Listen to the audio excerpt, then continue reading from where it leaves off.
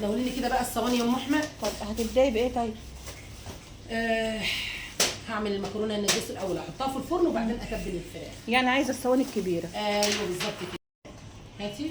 اتفضلي. هاتي لي بقى الصينيه اللي زيها بالظبط.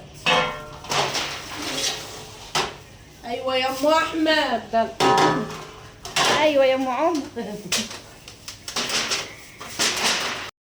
هاتي يا ام احمد. اتفضلي. ايوه تسلم ايدك يا ام احمد.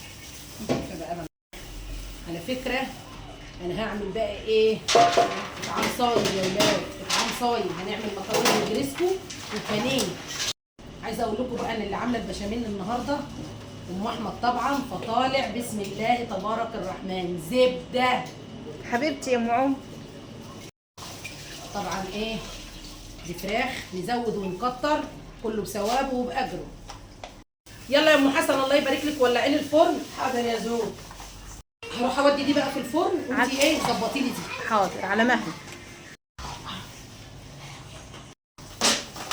انت مش كده عامله 6؟ ما انا مزوده واحده منهم.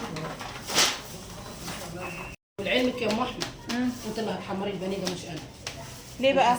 هو كده انا هسوي المكرونه. لا لا لا، انت بتحمري بتلحلي. لا ماشي يا ست. شطوره شطوره. هتجيبي بقيه الفراخ يا ام احمد. حاضر. هتجيبي يا ام حسن.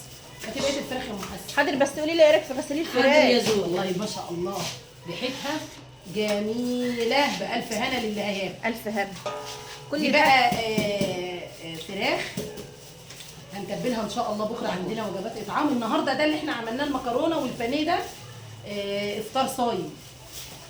بكره بقى ان شاء الله. هاتي الطبق احط عليه. طيب اوكي. خلي بالك الحاجه اللي بتبقى طالعه لله دي بتبقى جميله. ايوه بتبقى فعلا. كل حاجه فيها حلوه. استنى لما احط دي تتبيله عشان كلها تاخد.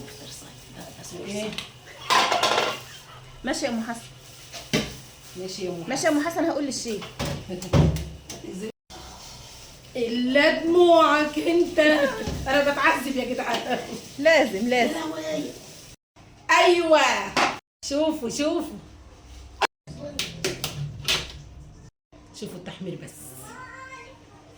والحاجات دي بقى افطار صايم. ربنا يا رب يجعلها في ميزان حسناتها ويكتر من خيرها ويجعلها في الزياده دايما يا رب العالمين. كل سنه وانتم طيبين. بحبكم في الله.